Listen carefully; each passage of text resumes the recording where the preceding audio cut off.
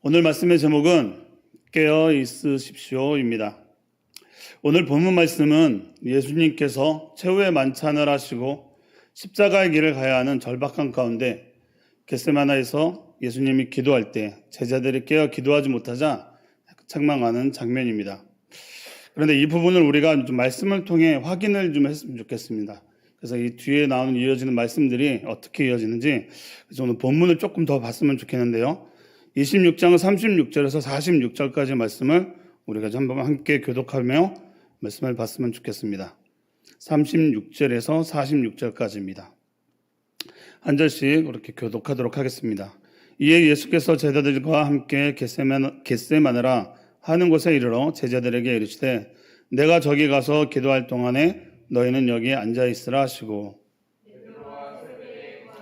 들고 가시되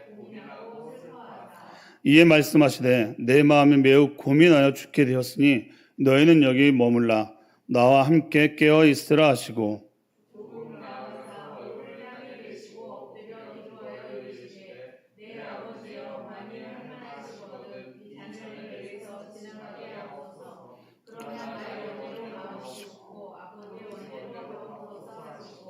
제자들에게 오사 그 자는 것을 보시고 베드로에게 말씀하시되 너희가 나와 함께 한 시간도 이렇게 깨어 있을 수 없더냐.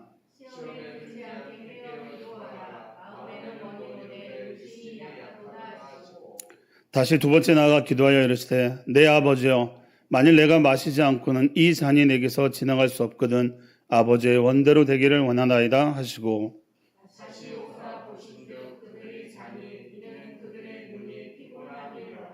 또 그들을 두시고 나아가 세 번째 같은 말씀으로 기도하신 후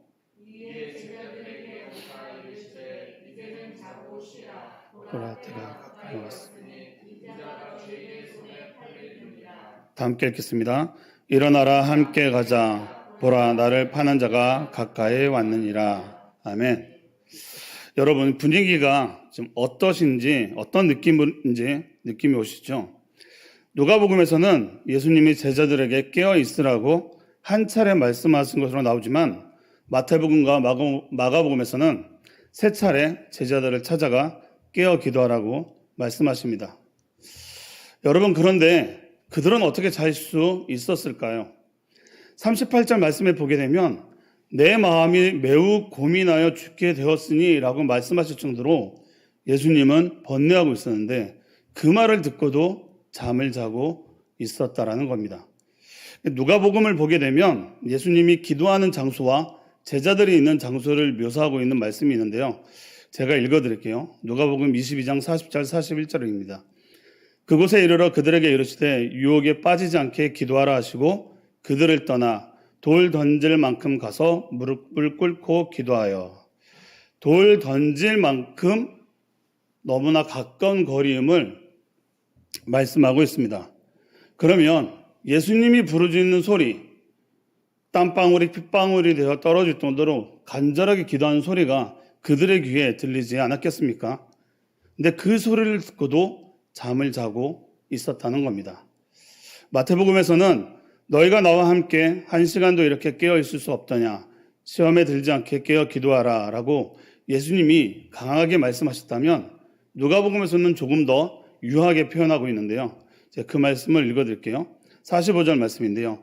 기도 후에 일어나 제자들에게 가서 슬픔으로 인하여 잠든 것을 보시고, 여기서 이 슬픔은 근심을 말하고 있습니다. 제자들이 근심하고 지쳐 기도하다가 잠들었다라고 말하고 있습니다. 안쓰러운 모습이긴 하지만 이 모습을 본 예수님은 시험에 들지 않게 깨어 기도하라. 마음에는 원이로되 육신이 약하도다라고 말씀하십니다. 육적인 눈으로 보면 안쓰러워 보이지만 영적인 눈으로 보게 되면 사단의 공격에 진 것입니다. 마귀의 시험에 져버린 것이죠. 예수님을 위해 중보하지 못하도록 말이죠.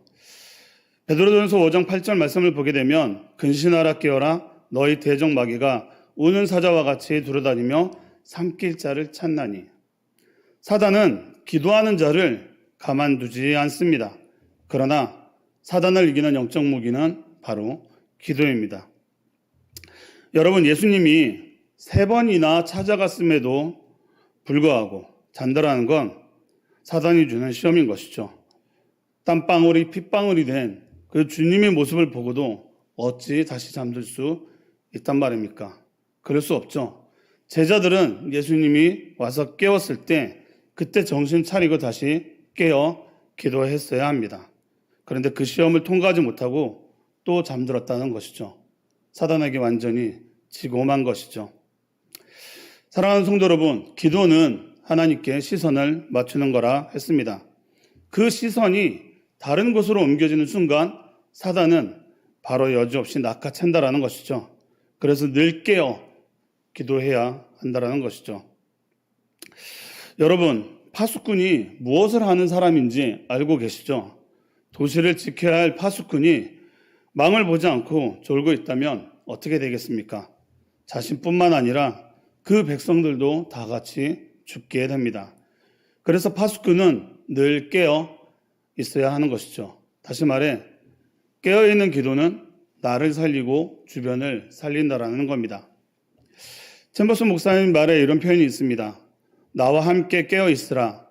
자신의 개인적인 입장은 다 내려놓고 오직 주와 함께 온전히 깨어있어야 합니다. 구원받은 후 처음 단계에는 주님과 함께 깨어있지 않고 주를 위해 깨어있을 뿐입니다. 라고 말씀하십니다. 주님은 말씀하십니다. 나와 함께 깨어있으라. 나와 함께. 너의 생각, 너의 입장은 내려놓고 어떤 이유를 들어 핑계하지 말고 나에게 시선을 맞추라. 나와 관계를 맺어야 한다라고 말씀하고 있습니다. 그리고 이런 표현이 있어요. 주와 함께라는 단어와 주를 위해라는 단어를 눈여겨봐야 합니다. 여러분, 주와 함께와 주를 위해의 차이점을 아시겠나요? 아주 중요한 차이가 있습니다. 주와 함께는 주와 함께 깨어있으면 주님께 시선을 맞추고 성령의 인도하심을 따라 주님 안에서 살아가는 것입니다. 그러나 반대로 주를 위해 깨어있음은 내 열심과 의지로 주님을 위해 뭔가 하려는 태도지만 정작 주님과 동행하는 일에는 소홀히 한다라는 것이죠. 마르다와 마리아의 말씀이 생각이 납니다. 중요한 건 주님과 함께 깨어 있어야 한다라는 것이죠. 많은 그리스도인들이 봉사와 사역에는 열심으로 참여하지만 기도의 자리, 말씀의 자리에 찾아오는 것은 소홀히 한다고 소홀히 생각한다라는 것이죠. 주님은 기도의 자리, 말씀의 자리에서 우리를 기다리고 있다라는 겁니다. 헌신도 중요하지만 자신만을 위한 헌신은 예수님께서 기뻐하지 않는다라는 것이죠. 많은 그리스도인들이 봉사의 사역에는 열심히 참여합니다.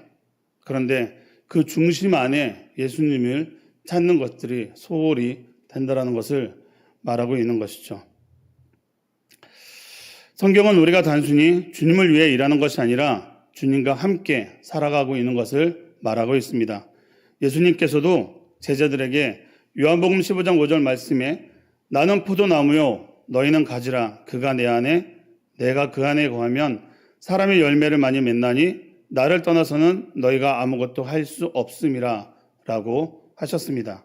즉 열심보다 중요한 건 주님과의 연합 안에서 깨어있는 삶이라는 겁니다. 나를 떠나서는 너희가 아무것도 할 수 없음이라. 주님과 딱 붙어 있어야 한다는 것이죠. 챔버스 목사님은 묵상 중간에 이렇게 표현하고 있습니다. 주님께서는 우리에게 겟세마나라는 특별한 상황에서 자신과 함께 하나가 되고자 제안하십니다. 이때 우리는 가지 않으려고 합니다. 여러분, 겟세마네가 어떤 곳입니까? 겟세마네 동산은 단순히 기도하는 장소가 아니라 그곳은 예수님께서 아버지의 뜻 앞에서 온전히 순종하기로 결단하는 자리입니다. 순종의 자리인 것이죠. 그 자리에 주님은 제자들에게 나와 함께 깨어 기도하자고 말씀하신 겁니다. 주님은 그 자리에 함께 있기를 원하셨던 것이죠.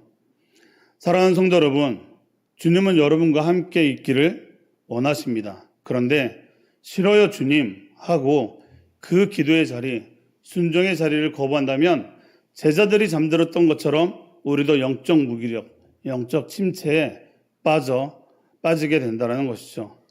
그럴 수밖에 없죠. 기도하지 않는데. 영적인 공급이 이루어지지 않는데 너무나 당연한 거 아니겠습니까? 그럼 어떻게 되나요? 하나님과의 관계가 단절될 수밖에 없다는 것이죠. 그래서 기도를 멈추면 안 된다는 겁니다. 주님께 다시 시선을 맞추고 기도의 자리로 나와야 한다는 것이죠. 챔버스 목사님은 또 이렇게 말씀하고 있습니다.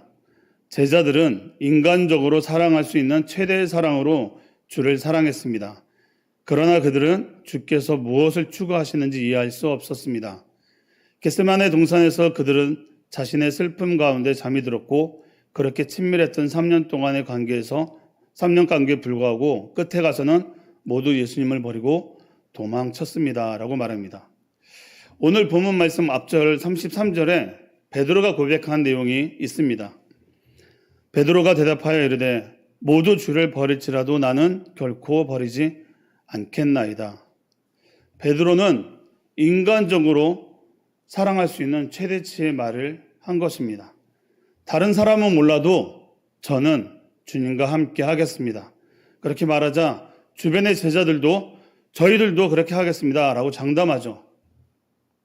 그런데 그들은 그렇게 친밀했던 3년 동안의 관계에도 불구하고 모두 예수님을 버리고 도망쳤다라는 겁니다. 그런데 그들이 돌아왔습니다. 오순절 성령 충만함을 받고 주님의 제자로 돌아왔습니다. 그 역사가 어떻게 일어났습니까? 기도입니다. 마가의 다락방에 모여 언제 잡혀갈지도 모르는 상황 가운데 주님이 하신 명령을 믿고 기도하고 기다렸을 때 성령의 역사가 일어났다는 것이죠. 그래서 그들이 변했습니다. 잡혀갈까봐 도망 다니던 그들은 복음을 위해 목숨을 버릴 수 있는 그리스도의 진짜 제자로 변했다는 겁니다. 여러분, 기도는 사람을 변화시킵니다. 챔버스 목사님은 마무리에 이렇게 말합니다. 사도행전 1장 8절 이후에 그들은 그들의 남은 생애 가운데 주님과 함께 깨어있는 것이 무엇인지를 배웠던 것입니다. 그럼 그 말씀은 우리도 좀 함께 봐야겠죠? 사도행전 1장 8절입니다. 우리가 너무나 잘 알고 있는 말씀입니다. 사도행전 1장 8절 우리 한 목소리로 함께 읽겠습니다. 시작. 오직 성령이 너희에게 임하시면 너희가 권능을 받고 예루살렘과 온 유대와 사마리아와 땅끝까지 이르러 내 증인이 되리라 하시니라. 아멘. 여러분, 우리에게도 질문을 해봐야죠. 우리의 남은 생애를 주님과 함께 깨어 기도하며 주님의 증인으로 살아가겠습니까? 그 증인의 삶을 살아가겠습니까? 말씀을 마무리하겠습니다. 오늘 말씀의 제목이 깨어 있으십시오입니다. 본문 말씀 제목으로만 보면 깨어 기도해야 한다라는 뜻으로 다가옵니다. 그런데 조금 더 묵상해 보면 깨어 있으라는 것은 예수를 아는 일에 소홀히 하지 마라. 예수를 안다면 기도의 자리, 순종의 자리에 나와야 한다고 생각이 들더라고요. 사랑하는 성도 여러분, 기도는 호흡입니다. 호흡은 멈추면 죽습니다. 기도도 멈추면 영이 죽습니다. 그러니 멈출 수 없죠. 여러분, 기도는 관계입니다. 하나님과의 관계를 단절할 수 없는 거 아니겠습니까? 그리고 기도는 시선입니다. 사랑하는 사람한테 말을 하는데 다른 곳을 보고 말할 수 있겠습니까? 그 사람을 봐야죠. 그러니 사랑하는 우리 주님께 시선을 맞출 수밖에 없는 것이죠. 사랑하는 성도 여러분, 기도는 주님과 연합하는 자리입니다. 예수님은 단지 혼자 기도하길 원하신 것이 아니라 제자들과 함께 기도하며 동참하길 원하셨습니다. 저와 여러분이 함께 기도하길 원하신다는 것이죠. 나와 함께라는 말은 단순한 동행이 아니라 주님의 고난과 사명을 함께 짊어지는 것을 말하고 있습니다. 나와 함께 멍에를 매자. 우리가 깨어 기도할 때 그 은혜의 자리에 동참할 수 있다는 겁니다. 그 자리에 우리 공동체가 함께 하기를 원합니다. 저에게 기도 제목이 있다면 아직 우리 줌기도에 동참하지 않고 있는 우리 공동체 여러분, 함께 기도합시다. 그 자리에 오십시오. 주님은 여러분을 그 기도의 자리에서 기다리고 계십니다. 기도하겠습니다. 사랑의 하나님 감사합니다. 오늘 말씀을 믿음으로 받게 하여 주옵소서. 주님은 우리와 함께 하시기를 원하는 그 말씀을 기억하며 기도의 자리, 순종의 자리에 우리가 기쁨으로 나갈 수 있도록 성령으로 인도하여 주시옵소서. 주님, 우리가 영적 침체에 빠지지 않도록 성령님 붙잡아 주시고 우리의 시선이 늘 주님께 고정되게 하여 주시옵소서. 예수님의 이름으로 기도합니다.